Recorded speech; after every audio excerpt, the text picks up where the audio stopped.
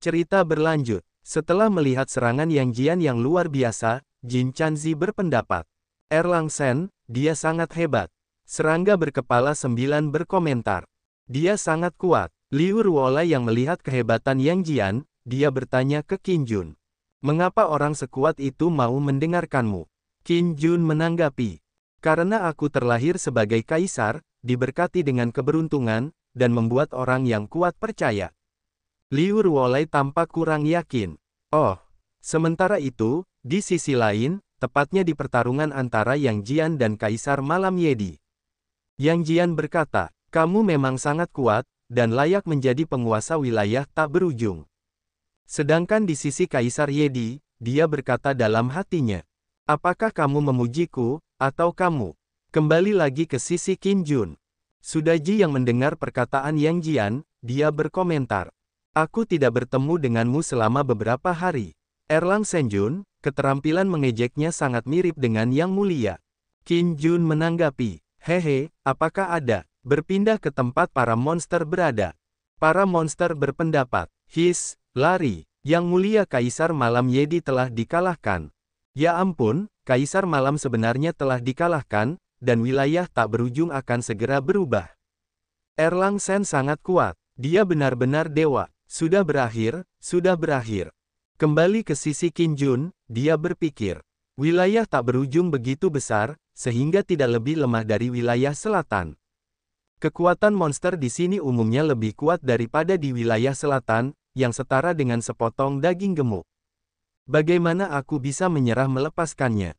Kemudian Qin Jun memberi perintah. Yang Jian, pukul anjing yang tenggelam itu, jangan biarkan dia menemukan kesempatan untuk melarikan diri. Yang Jian menjawab, oke. Lalu Yang Jian turun ke bawah, menghampiri Kaisar Yedi dengan kecepatan penuh. Dan terjadilah ledakan api besar di hutan, akibat tingkah brutal Yang Jian. Setelah itu terlihat, wajah Kaisar Yedi pipinya sudah penyok. Sambil membawa Kaisar Yedi di hadapan Qin Jun, Yang Jian berkata, Yang Mulia, orang ini ingin menyerah. Qin Jun menanggapi, menyerah, kamu jelas-jelas telah menyerah, tetapi kamu adalah seorang pembelot. Kaisar Malam berpikir, aku, Kaisar Malam yang agung, telah menjadi Kaisar Alam tak berujung selama 10.000 tahun. Terus terang saja, bukankah aku ingin kehilangan muka? Yang Jian bertanya, Yang Mulia, menurutmu, apa yang harus kami lakukan? Qin Jun berpikir, Yedi adalah orang kuat di puncak alam Taiyi Xuanxian.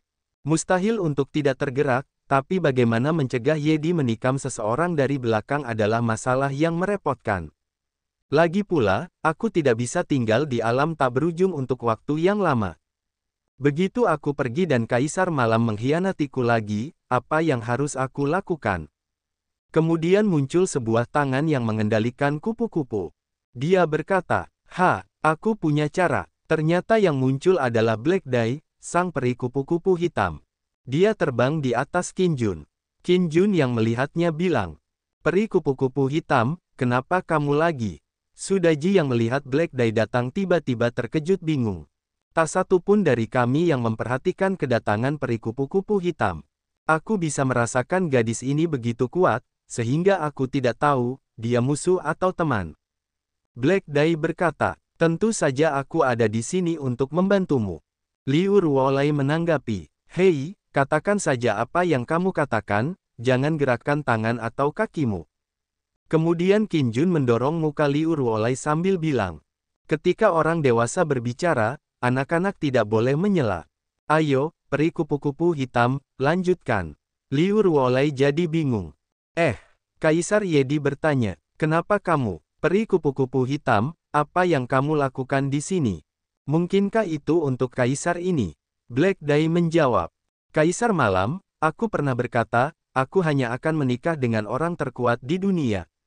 Sudah jelas, kamu bukan. Mendengar itu, seketika Kaisar Yedi sangat terpukul hingga keluar darah dari mulutnya. Black Dai berkata lagi, bocah bodoh, aku akan mengajarimu, cara membuat Kaisar Malam kembali ke hatinya. Ini adalah serangga kekaisaran dari segala kesengsaraan, dibagi menjadi serangga utama dan sub-serangga. Begitu cacing itu menyelinap ke dalam tubuh Yedi, dia tidak akan bisa menyingkirkannya, dan pada saat yang sama dia akan mematuhi perintah cacing inangnya. Mendengar itu, Qin Jun jadi suram. Berpikir, sangat mendominasi. Mengerikan sekali memikirkan membiarkan serangga menyelinap ke dalam tubuhku. Jin Chanzi berpendapat, tidak, Yang Mulia, wanita ini dikelilingi oleh aura iblis, belum lagi kamu tidak memahaminya sama sekali, bagaimana kamu bisa mempercayainya dengan mudah? Qin Jun bergumam, meskipun aku merasakan kedekatan yang tak bisa dijelaskan dengan peri kupu-kupu hitam di hatiku, dan dia juga menyelamatkanku di alam pengamatan langit, tapi aku tidak bingung. Begitu serangga beracun masuk ke dalam tubuh, itu bukan lelucon. Black Dai berkata, apakah kamu masih takut aku akan menyakitimu? Qin Jun menanggapi dengan bingung. Aku, Ji Yongsheng berkata, gadis ini sengaja melakukannya. Qin Jun bertanya, kamu tahu dia? Sialan, dia benar-benar penyihir tua. Sudah berapa tahun sejak Ji Yongsheng meninggal? Waktu bisa diukur dalam satuan ribuan. Berdasarkan perhitungan ini, umur peri kupu-kupu hitam setara dengan fosil. Ji Yongsheng berkata, bagaimanapun, dia tidak akan menyakitimu, sampai jumpa. Mendengar itu Qin Jun jadi kesal. Kamu mengatakan bahwa kamu adalah satu-satunya di seluruh dunia yang tidak akan menyakitiku, dan sekarang kamu mengatakan bahwa dia tidak akan menyakitiku. Jika kamu disuruh lockout, kamu mengira kamu adalah hewan peliharaan. Kemudian Black Dai berbalik arah bilang, jika kamu meragukanku, aku akan pergi sekarang. Qin Jun menghentikannya, tunggu, aku menginginkannya. Bergumam, Ji Yongsheng seharusnya tidak menyakitiku. Jika dia ingin menyakitiku, dia pasti sudah melakukannya sejak lama. Mengenai apakah dia memiliki ide untuk merebut tubuh tersebut, bahkan lebih kecil kemungkinannya bahwa serangga kekaisaran 10.000 kesengsaraan akan berbahaya. Jika Wan Ji Yongsheng mengambil alih tubuhku, dia akan menderita kerugian yang sama, jadi Yu Qing dan Li Ji Yongsheng tidak akan membiarkan bahaya menimpa diri mereka sendiri. Jin Chanzi memanggil, Yang Mulia. Qin Jun menanggapi, kamu tidak perlu membujukku, aku akan membuat keputusan sendiri. Sekarang kuil ini mendapatkan momentumnya, aku harus mengembangkan kekuatan baru. Meskipun kupu-kupu hitam adalah anggota kuil, dia pernah menyelamatkanku, dan membunuh pejabat bintang. Selama aku menguasai wilayah tak berujung, dan kemudian membangun portal dengan wilayah selatan, pada saat itu, pengadilan surgawi agung Qin akan menyerang dari wilayah Dongyan, dan melahap wilayah Dongyan. Kemudian Black Dai menerbangkan serangganya sambil bilang, itu benar. Ketika serangga itu mendekati Qin Jun yang melihat itu berkata, aku akan membersihkannya, ini sangat besar. Para bawahan Qin Jun jadi khawatir. Yang Mulia, Qin Jun dengan bingung bertanya, tidak ada darah dan tidak ada luka, di manakah serangga pengendali 10.000 kesengsaraan? Black Dai menjawab, ia telah menyatu denganmu. Mulai sekarang, setiap tetes esensi dan darahmu adalah cacing, siapapun yang meminum esensi dan darahmu, akan menjadi budakmu jika dia tidak diusir dalam waktu setengah jam. Liu Ruolai, Jin Chanzi, dan Sudaji yang mendengar itu berkomentar.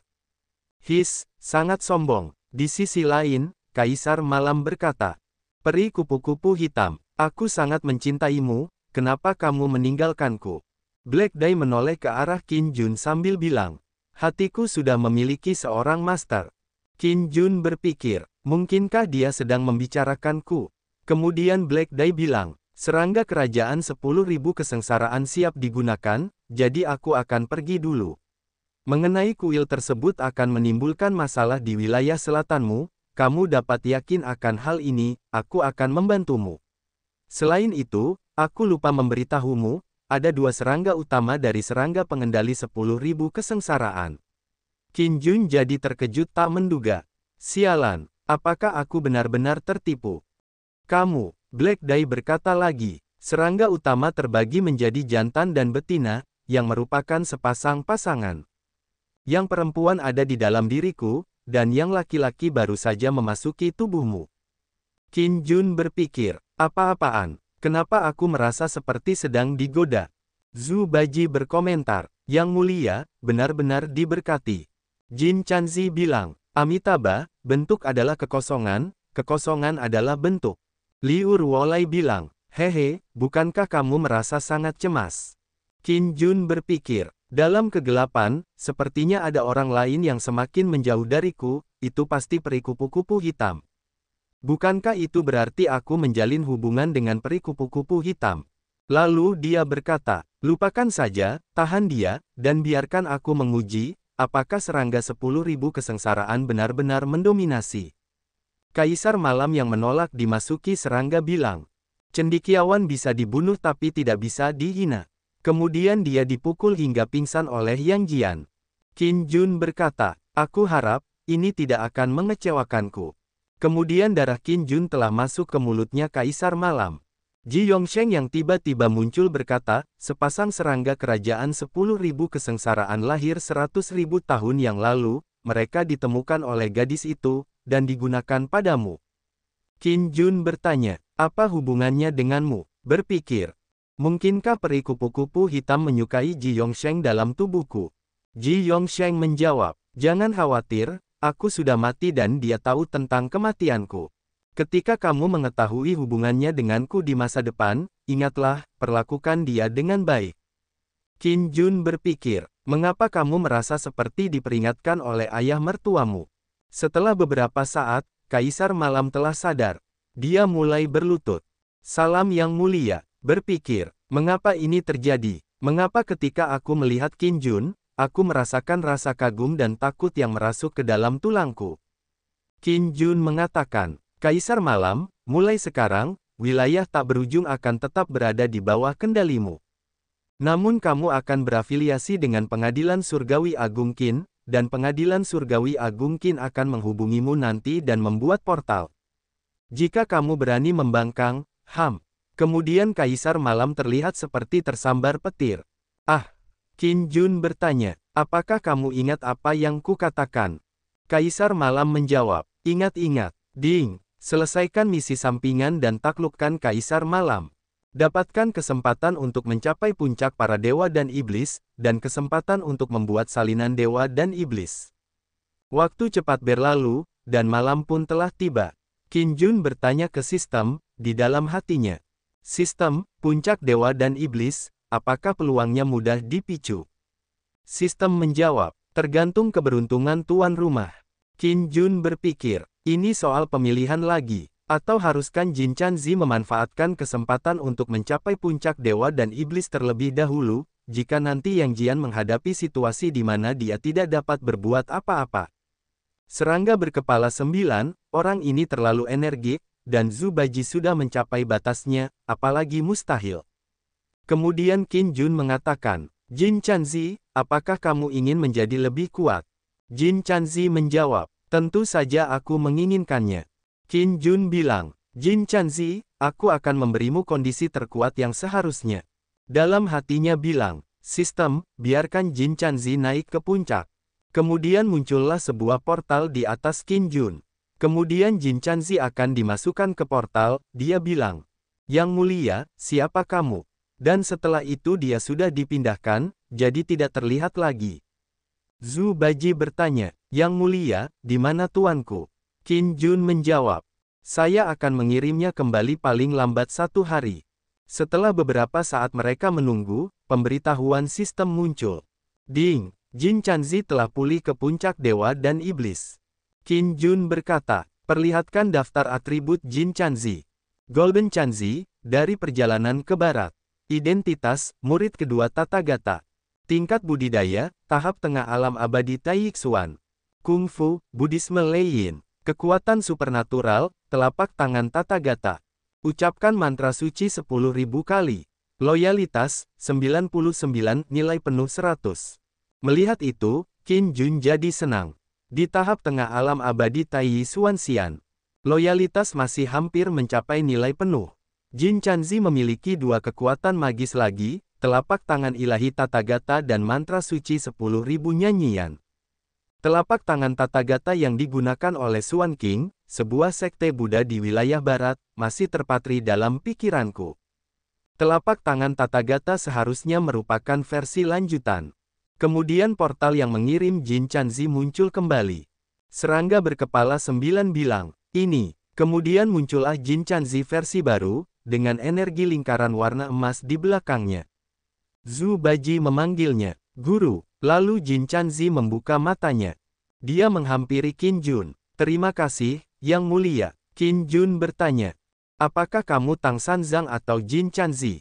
Jin Chanzi menjawab, "Jin Chanzi dan Tang Sanzang hanyalah nama kode untuk skin." Qin Jun berkata, "Aku akan memanggilmu Sanzang mulai sekarang." Jin Chanzi menanggapi, "Terima kasih banyak, Yang Mulia, aku bersedia mati demi Yang Mulia, Amitabha." Qin Jun berkata, "Satu-satunya yang tersisa di tim menuju barat adalah Sun Wukong dan Xiao Bailong." Orang-orang di sekitar Qin Jun serentak berkata, "Sun Wukong." Yang Jian berkata, "Aku khawatir Yang Mulia akan kesulitan menaklukkan monyet itu, bukan?" Qin Jun menanggapi, "Mengapa menyerah?" Jin Chanzi bilang, "Wukong adalah pedang bermata dua. Meski kuat, namun sulit dikendalikan." Liu Ruolai bertanya, "Siapa Sun Wukong?" Qin Jun menjawab, "Pahlawan masa kecil Tiongkok." Liu Ruolai bertanya lagi, "Siapakah orang Tionghoa?" Qin Jun menjawab, "Setelah pengalaman ribuan tahun dan kemunduran, serta lika-liku yang tak terhitung jumlahnya, namun negara ini terus berkembang pesat, dan merupakan negara kuat yang terus bangkit." Liu Ruolai bilang, "Luar biasa." Su Daji bertanya, "Yang Mulia, kemana kita akan pergi selanjutnya?" Qin Jun menjawab, "Selanjutnya langsung berangkat menuju kawasan Laut Selatan." Berpindah di kota Dongfang, Qin Jun dan rombongannya telah sampai di sana. Kemudian mereka dihentikan penjaga. Penjaga itu bilang, "Monster di atas level 5 tidak diperbolehkan memasuki kota." Zhu Baji terlihat tampak kesal. "Monster, buruh dan modal dulunya adalah dewa, tetapi sekarang mereka bukan monster, mereka adalah pembawa pesan altar." Qin Jun berkata, "Semuanya, tolong buat ini lebih mudah." Kemudian Qin Jun mengeluarkan tumpukan emas besar. Orang-orang yang melihat itu bilang, "Sangat banyak." Qin Jun bertanya ke penjaga, "Apa tidak cukup?" Kemudian Qin Jun mengeluarkan emasnya lagi. Penjaga bilang, "Cukup, sudah cukup." Orang-orang di sana pada berebut emas. "Milikku, jangan diambil." Qin Jun dan lainnya sekarang bisa memasuki kota dengan santai. Liu Ruolai berkata, "Aku tidak menyangka, kota timur Dongfang Zhencheng akan menjadi seperti ini." Setelah itu, tepat di depan Qin Jun dan lainnya, di dalam kota, di jalan sana ada seseorang yang mengendarai kuda dengan cepat. "Minggir, minggirlah untukku." Di sana terlihat ada seseorang yang terpental.